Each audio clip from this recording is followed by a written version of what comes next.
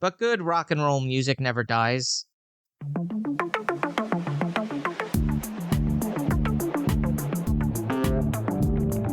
Seen it once, don't remember when. Think it's time to watch it again. Follow, subscribe, stay up to date. Episodes drop the last Friday. It's a Matt, forgot that. It's a Matt, forgot that. It's a Matt, forgot that podcast.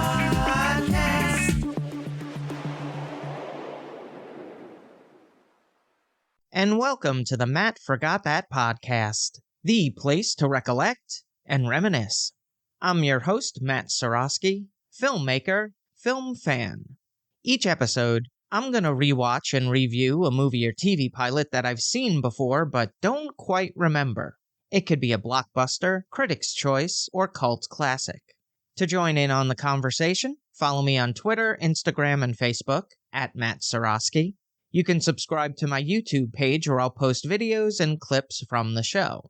If you have any opinions on what I've discussed, or want to share your own trip down memory lane, use the hashtag MattForgotThat on social. Before we start, I was rewatching Beverly Hills Cop recently.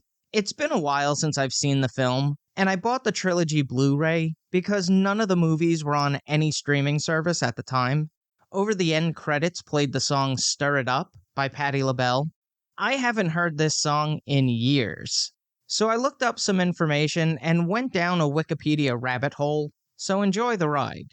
The song was co-written by Dan Cimbello and Allee Willis. They would also collaborate on Neutron Dance, which was performed by the Pointer Sisters, and featured during the truck chase scene in Beverly Hills Cop. They won a Grammy Award for Best Score Soundtrack Album for a motion picture, television, or other visual media for the movie. On their own, Dan Cimbello was a multi-instrumentalist who composed songs for Irene Cara and Jeffrey Osborne. He's the brother of Michael Cimbello, best known as the writer of Maniac from the Flashdance soundtrack. They would partner together with their brother John Cimbello for the song Eye to Eye, which appeared on Chaka Khan's album I Feel For You.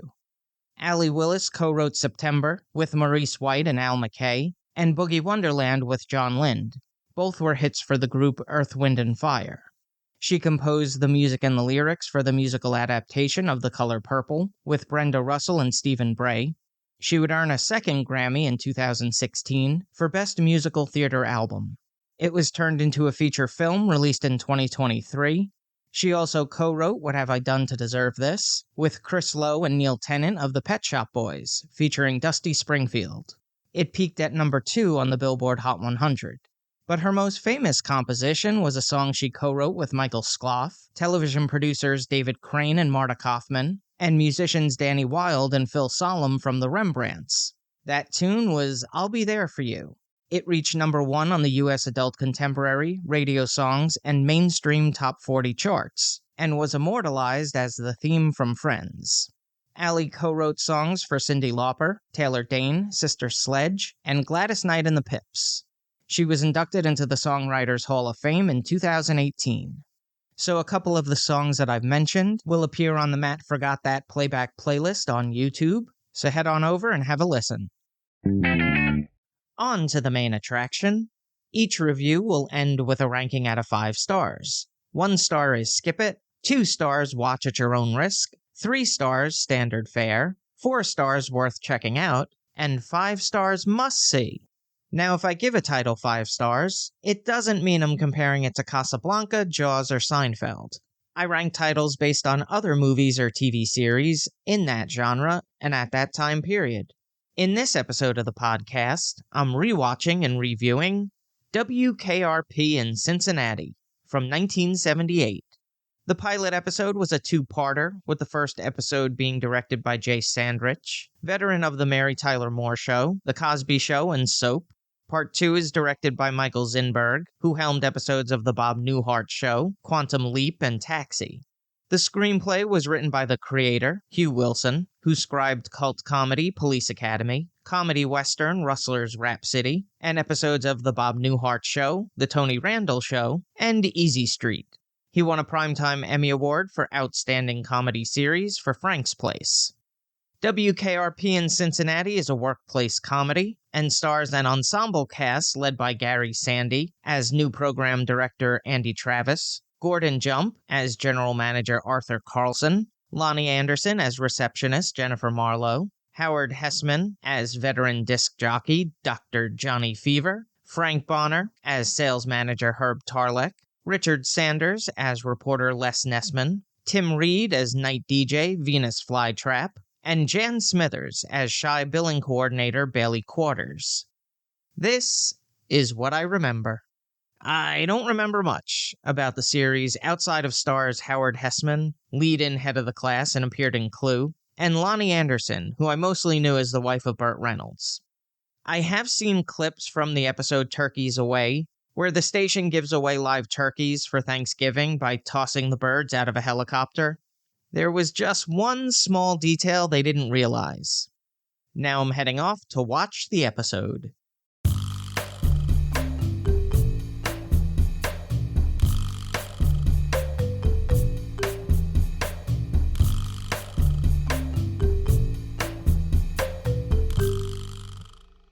This is what I forgot.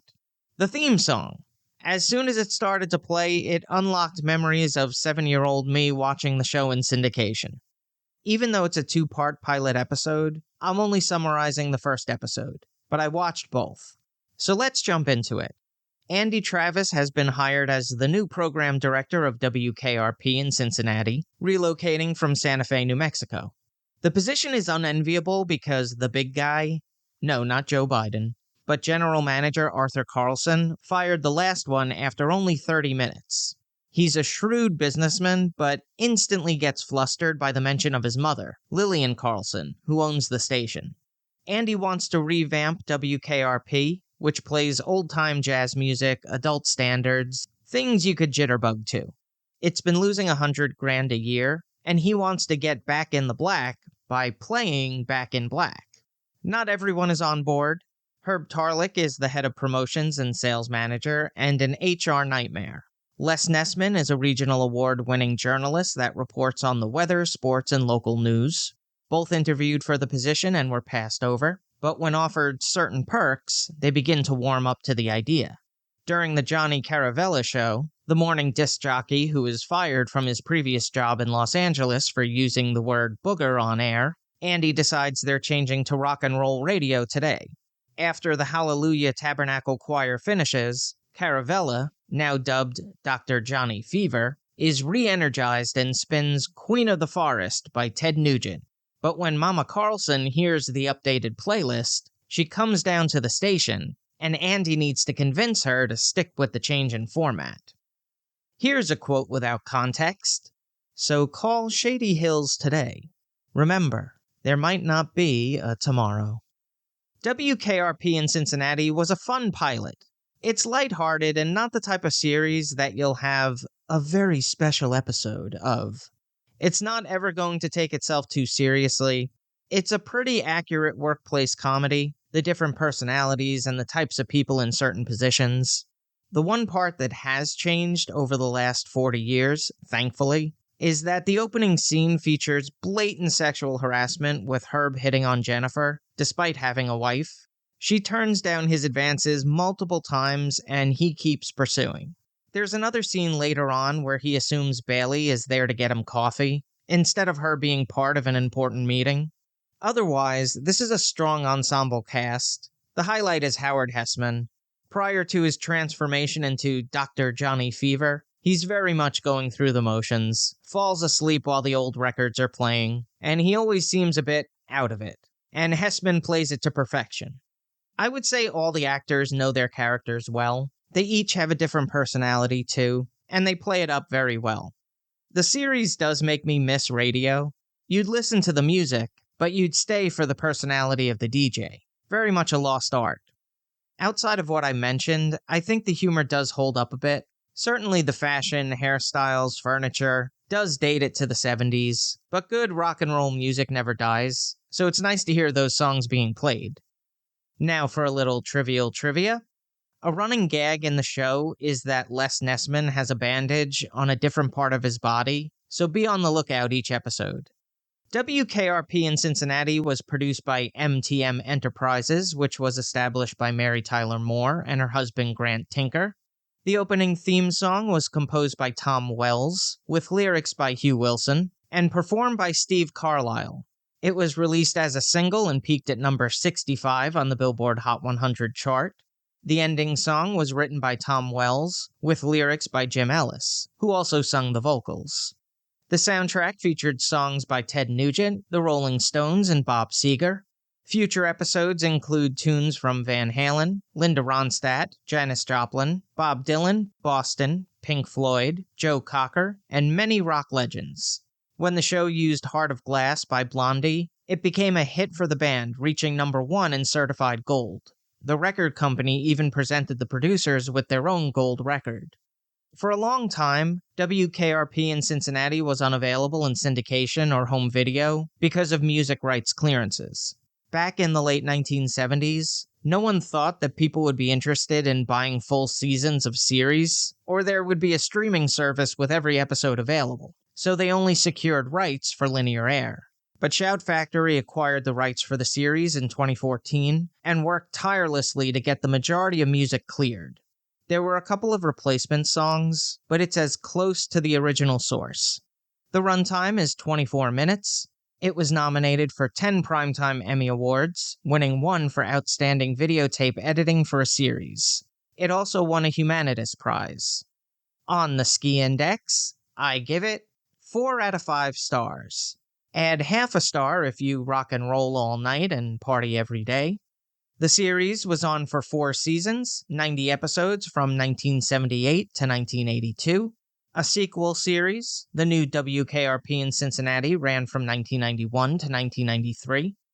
If you've seen WKRP in Cincinnati and have opinions on the series, let me know what you think using the hashtag #MattForgotThat. Moving right along, each episode, I'm going to post throwback clips that I think people should watch. It could be movie trailers, music videos, interviews, or something completely random. Search for my YouTube page and there'll be a playlist called Matt Forgot That Playback. Before YouTube immortalized every video ever recorded, if you didn't see an event happen, you either missed it forever or had to wait for it to be repeated or replayed. In July 1986, the music video for You Can Call Me Al was released by Paul Simon that combined first-rate musicianship and comedy gold. It was the first single off his Grammy Award-winning album, Graceland. The song was inspired by an incident at a party where French conductor Pierre Boulez referred to Paul as Al and his wife Peggy as Betty. He was unhappy with the original video, and an alternate was shot under the direction of Gary Weiss, who was a cameraman on the Rolling Stones documentary Gimme Shelter, director of the video Got My Mind Set on You by George Harrison, and producer on shorts that aired on Saturday Night Live. It was creator Lorne Michaels that suggested Chevy Chase lip-sync the lead vocal. The concept was simple: a square room, 2 chairs. Chevy Chase mugs his way through the lyrics, while Paul Simon played the various instruments featured in the song. The video was an instant hit, and in frequent rotation on MTV and VH1. My family was able to tape it, and we kept the VHS for years before the internet did it for us. The pair would reunite during Paul Simon's concert in the park from 1991. Chevy Chase emerged on stage, and they recreated the dance from the video. It's a really catchy song, and the video is so much fun. I've always been a fan of Simon and Garfunkel. Their harmonies are exquisite, and the songs were really subtle yet powerful. But when Simon went solo, he really came into his own. I love the way he mixed musical styles, and appreciated whenever he used brass instrumentation. As a trumpet player, I loved learning songs like Late in the Evening, and of course, You Can Call Me Al. But in case anyone forgot what a music video was, or how much fun they could be, those clips are all available in the Matt Forgot That Playback playlist on YouTube. Check it out. Now it's time for the recommendation. Yes, that's the word recommendation with Matt in the middle. I'm going to end each podcast with my own recommendation of a nostalgic movie or TV series. Today I'm talking about This Is Spinal Tap. It tells the story of documentary filmmaker Martin DeBurgi capturing the 1982 concert tour of the British heavy metal band Spinal Tap. Its members include David St. Hubbins, Nigel Tufnell, Derek Smalls, Vic Savage, and a revolving door of drummers who've died under unusual circumstances. It stars Rob Reiner, who also directs, Michael McKean, Christopher Guest, Harry Shearer, David Caff, R.J. Parnell, and Tony Hendra. It also features Bruno Kirby, Ed Begley Jr., Fran Drescher, Dana Carvey, Billy Crystal, Fred Willard, and Angelica Houston. There are a couple of cameos from music industry veterans, so keep your eyes peeled for Danny Korchmar, Russell Kunkel, and others. Spinal Tap first appeared in 1979 as a short on the sketch comedy series The TV Show, co-created by Rob Reiner and Michael McKean. In the same year, Christopher Guest provided guitar under the name Nigel Tufnell on an album by Lenny and the Squigtones, the characters played by Michael McKean and David Lander in Laverne and Shirley. Soon after, the project was further developed by Reiner, Guest, McKean, and Shearer, who wrote the screenplay, though many of the scenes and dialogue evolved and were improvised on set. They attempted to get writing credit for the entire cast, but the Writers Guild rejected it. The band appeared on Saturday Night Live in 1984, in character, to promote the film.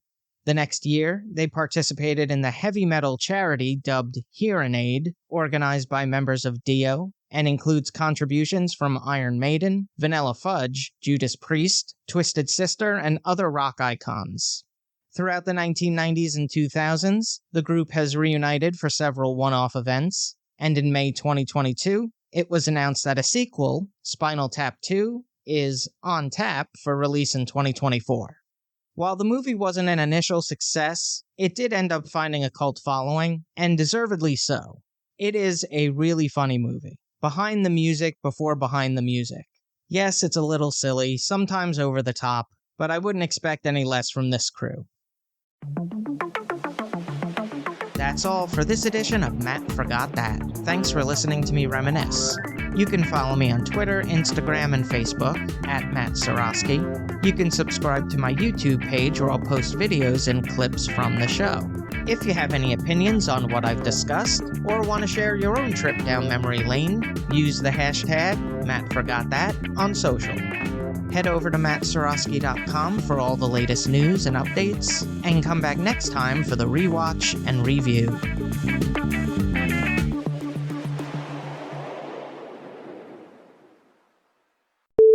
The song was partly inspired by an incident at a party where French conductor Pierre Boulez,